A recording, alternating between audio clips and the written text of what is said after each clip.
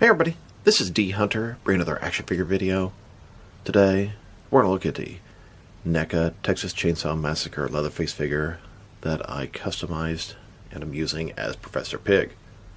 Should fit in great with the Mcfarlane DC Multiverse stuff. Neca and Mcfarlane are both 7-inch scale. Mcfarlane typically a little bit bigger, but this guy's a pretty big figure. Professor Pyg is an obscure, sick and twisted Batman rogue that no one's ever made an action figure of. Well, that's not entirely true. DC Direct made one from the video game Arkham Knight, and he was super sick and twisted in that game. I love Batman action figures, Batman rogues, especially the obscure ones they don't make a lot of figures of. I always thought Mcfarlane might get around to making Professor Pyg, but with him losing the DC license, it doesn't seem likely, so I wanted to make my own. I had gotten the Neca 50th Anniversary Leatherface a couple months ago for my horror collection, and I realized his apron, his outfit are perfect for Professor Pyg. So, I went and got a second one to use as dedicated Professor Pyg on my Professor Pyg shelf. So let's take a look. So here's a look at the packaging of the figure. I got my original one at Walmart, I got the second one at Target, and I believe it's in stock at Big Bad Toy Store, so plenty of options if you want one. Alright, now that I got this figure out of the package, here he is with all the accessories laid out, and he comes with quite a bit of cool stuff. Most of which is appropriate for both Leatherface and Professor Pyg. He comes with 4 hands, 3 different heads, 2 aprons, a chainsaw, a meat hook, a large hammer, a butcher's cleaver, a smaller hammer, a spoon, a knife, and some pliers or tongs. Like I said, most of these will be useful for Professor Pyg. Maybe not the alternate apron or alternate heads, but everything else, absolutely. In this video, I'm going to show all the stuff that comes with Leatherface, take a deep dive into him, and then I'll show my transformation from him to Professor Pyg. Now the only thing you need, besides this guy, is a Mcfarlane DC Multiverse Page Puncher Damian Wayne Robin that comes with Professor Pyg's mask. We'll get at that after we look at Leatherface, and it makes for an awesome Professor Pyg. Professor Pyg's real name is Laszlo Valentine. He's a scientist that suffered a schizophrenic breakdown, and he became the supervillain Professor Pyg. He usually kidnaps people and uses surgery and chemicals to permanently change them into mind-controlled automatons known as Dolatrons. He'll sort of lobotomize them, remove the genitalia, all kind of messed up stuff. Professor Pyg sort of hallucinates and thinks his mom is telling him to do all these things, and he's just so sick and twisted. He thinks he's making people perfect, fixing them, but really he's torturing and breaking them. He was created by Grant Morrison and was supposed to be the weirdest, most insane, sick and twisted Batman rogue yet. Here's a few different images of Professor Pyg from the comics. As you can see, Leatherface works perfect. Regular slacks, button-up shirt. Yeah, usually Pyg is a bow tie, but it's almost perfect. That bloody apron and everything. Like I said, remove the couple alternate heads and the alternate apron, and everything else is appropriate for Professor Pyg. Add in the broken pig mask that came with Damian Wayne Robin, and these are all the tools you need to make Professor Pyg. And then, here's the figure broken down as far as he can go, with all of his removable parts detached, and I was very interested what was underneath. So it is sort of like a regular body. Kind of a little bit wrinkled up. See, that's kind of a fat body, but honestly his stomach's not sticking out that much. His zipper's kind of open. His tie has this weird sort of design on it. If you wanted to use him for a regular base body, you'd have to repaint the tie probably, and at least paint over that silver thing so it's not very noticeable. A little cut in his leg there. Shirt's kind of dirty. Now let's check out his accessories. Let's start off with his hands. He has a total of 4 of them, 2 left hands and 2 right hands. Here he is with his first pair of hands. These are his gripping hands. And here's his other pair of hands. This is a pair of default hands. They would look good relaxed at his sides. Now let's look at his heads. He has 3 of them. 2 in his more traditional look, and 1 when he's sort of dressing as a female. Here's a look at his first head. This is the one I'll be using with the figure most of the time. It's just so fucked up. He has this other face of somebody killed on top of his face. I mean, what is more terrifying than seeing something like that? And here's his next head. This one looks like a little more damaged on the forehead and the chin. And here's his third head. Just when you think it can't get any worse, more deranged, crazy, he comes in with a wig on, an apron, screaming like a woman. although I guess some of that stuff's normal nowadays. Now let's look at his aprons, and I think this is such a cool way to handle this. This is what makes it a true Ultimate figure. You have two completely different looks. You have the sort of yellow apron with blood on it, with his normal Leatherface face, and then you have the other apron with the female face, and Neca very easily could have made that two different releases. They are known for doing stuff like that, even with their Ultimate figures, but they put it all into one release, saving you some time and money. I like that. So we have this apron here, kind of yellow. It's covered in blood. Wraps around his neck. You kind of take it off his neck and then just slide it down under his body. Then we have this blue one. This is more for the female look. It's got a pocket here for some accessories or weapons. Same type concept. Like I said, I think it's super cool that they handle this way. This is what truly makes this an Ultimate release. And if you have the previous Ultimate Leatherface, he has this look. Guess what? Keep that look, and then you can use this one in the other look. Here he is with his first apron, kind of a butcher's apron. This is what I consider his main look. And here he is with his second look. This one is where he's sort of dressed up and thinks he's a female. It's arguably more fucked up than his regular look, which is pretty crazy as is. Now let's look at some of his smaller weapons. First of all, we have a large meat cleaver, a terrifying thing. We have this little hammer, can do some serious damage to somebody. A little wooden spoon. Oh my god, don't even get me started on what that makes you think is going on. We have these little tongs, more torture device, and this knife. Here's Leatherface holding both his meat cleaver and his knife, then holding both the hammer and his tongs, and here holding that spoon. Now what's he going to do? Torture you? Kill you? Wear your skin? And eat you? My word. Now we have this larger hammer and a meat hook. Here's the larger hammer. It is all black. And they have this meat hook, which is very, very thin, but looks very, very dangerous. Here's Leatherface holding that larger hammer. And here he is holding that meat hook, kind of looking at it like he's deciding what to do with it next. And for his chainsaw, his signature weapon. It is Texas Chainsaw Massacre, after all. Imagine a guy running, screaming, flailing his chainsaw in the air. And it's a terrifying thing. You can see the chainsaw, it is covered in blood. It's a green chainsaw. You can hold it in the back and support it at the top. Here he is, running around and flailing his chainsaw through the air. He can hold it with either one hand or with two. Now that they've taken a pretty good look at both the figure and his accessories, let's check out his height. And this guy is very large. He's enormous. From bottom to the top of his head, standing about 7.9 inches tall, which can translate to about 20 centimeters. And now for his articulation. Starting with his head, he can rotate side to side. He can look up and down a very good amount. Can tilt his head, which gives him a good sort of curious personality. His tie is even articulated. It can move from side to side. Shoulders and a ball joint goes out a little bit more than 90 degrees. Up, down, around. He's got a single jointed elbow.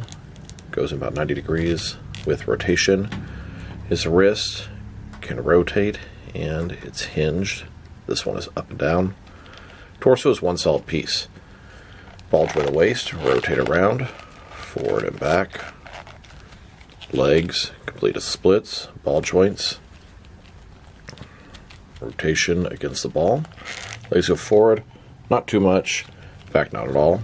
Single jointed knee with rotation again. And his ankle, forward and back. Rotate, tilt, rock. And now that we've taken a deep dive into the Leatherface, let's turn him into Professor Pyg. So, took this broken Professor Pyg mask here that came with the Damian Wayne Robin, and as you can see, it's broken in half. You have the two pieces here, and it's going to be from when Damian Wayne sort of beat and almost killed Professor Pyg, broke the mask in half, but did not kill him. They actually fit in together perfectly. So, I thought I would glue this together. I actually have two of the Damian Wayne Robins, one regular, one platinum version. They both came with a mask, so it's perfect. I can have one intact and one broken after Damian Wayne beats him and nearly kills him. So I was pretty careful, glued that mask together, And as you can see, it actually came out very, very nicely. I mean, yeah, it'd be nice if it didn't have that sort of line through it, and if the other eye was white, that can easily be customized. Well, the eye being white much more than the line, but either way, it's going to make for a great Professor Pyg. His head should fit right inside this mask. And like I said, I have both versions, one intact and one broken for different action figure scenarios. And then bam, there you have it. It works perfect and it looks just about perfect as well. Now, you could put a different head on there and that might work a little bit better, but you don't need to do that. You can fit it right on top. So, like I said, it kind of would have been nice to fill in the other eye, and you can easily do that. And you can see his sort of Leatherface, fake face in the back, which is not exactly accurate to Professor Pyg, but I'm not too fussy or picky. Now, just sort of slide up the hair, and then you can slide the mask underneath, and it helps secure it in there. I didn't even glue this thing on. But like I said, you can see his sort of fake face underneath there, which is not exactly accurate, but doesn't bother me too much. It fits on there very nicely. Could trim a tiny bit of hair that's sort of pushing against the ear there. It looks good, but if you want to take a regular, normal sort of person face and put it on there, you could do that as well. But I mean, look at that. Professor Pyg, 7-inch scale, easy, very little work, very, very nice. He's wearing the perfect outfit. He's got the bloody apron, he's got the sort of button-up shirt, he's got a tie. Usually it's a bow tie, but that doesn't bother me too much. He doesn't have any gloves on, but that's fine. Pants, kind of bigger dude. It is absolutely perfect for Professor Pyg. Another Batman rogue checked off the list, and this looks more like the comic counterpart than the Arkham figure does. And I prefer the comic versions, although I welcome video game and movies, cartoons, all that stuff as well. But this is a fantastic figure to check off the list. And if you wanted to have a little bit more traditional, normal look, I decided to take another Neca figure, which is a regular head. Here's a Bruce Campbell from Evil Dead, Ash. Now the head is way too small for this body and looks absolutely ridiculous. But if you put the Professor Pyg mask on top, it actually looks damn near perfect. I'd say it looks better than the other version, as it's just a regular chin underneath there. It doesn't have that leather face, fake skin on top. It's just sort of a regular head with a Professor Pyg body on top. Now the neck does look a little bit awkward, way too big, but it's not very noticeable from the sides and especially from the front. So I'd say this makes a better version of Leatherface, although you don't have to do this to pull this off. And I'm sure a lot of other heads will work good, but this guy is a Neca head and it's fairly compatible with this sort of peg and all that stuff. Here's a look at Professor Pyg in his lair, performing surgeries, creating his Dolatrons. Here he is, with a few of his Dolatrons behind him. And a further back look at his base. Many Dolatrons, many people in transition. He's just a sick fuck. Now let's check him out next to some other action figures, starting off with some other Professor Pyg figures. Here he is, next to the DC Direct Arkham Knight Professor Pyg. Notice the significant size difference. I put this guy together to use with my Mcfarlane DC Multiverse figures, and we'll check that out shortly. And here he is, next to a custom Professor Pyg that I got, I don't know, better part of 10 years ago. And so here's Professor Pyg by DC Direct, sort of Neca, and a custom.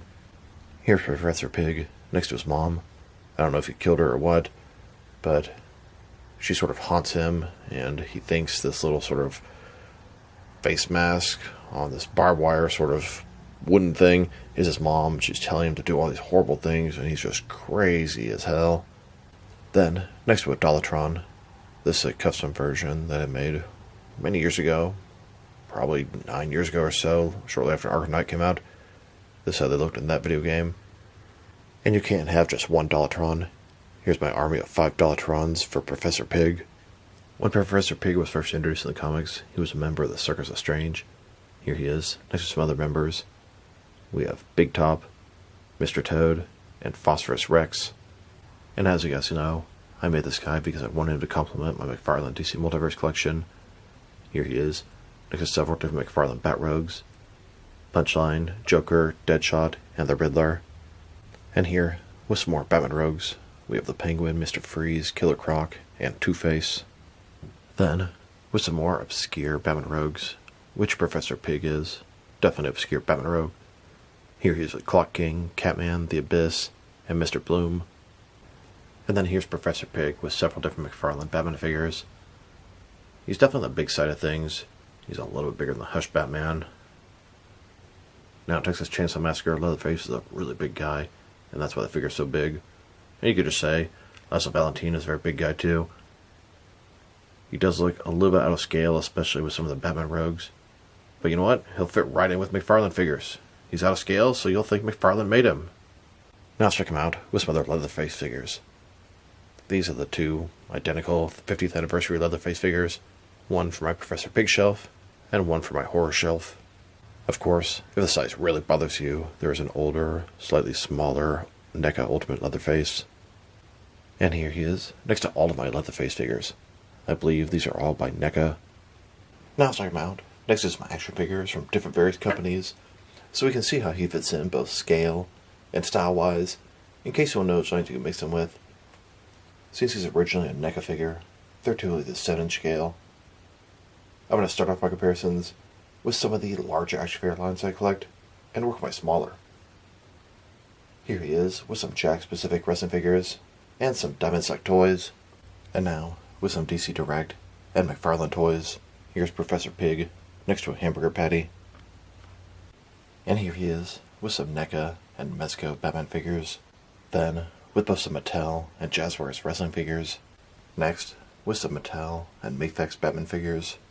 And finally, with some Hasbro Marvel Legends and SH Figure Arts action figures. So overall, this makes for a fantastic Professor Pyg figure. The original base body, Leatherface, just works perfect for Professor Pyg. The dress slacks, the button-up shirt, the tie, the bloody apron, it is all there.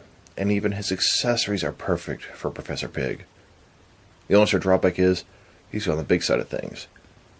And he's based off a real person in the right scale that's a pretty large serial killer, so you can kind of assume the same as Professor Pyg. There's no reason not to, except for, I guess, you could probably look up his stats and probably wouldn't be fully as accurate. But I could definitely see past that. I think it looks great. I might end up doing a different head, I don't know. But for now, I'm very, very pleased with this addition to the Professor Pyg collection. What do you guys think?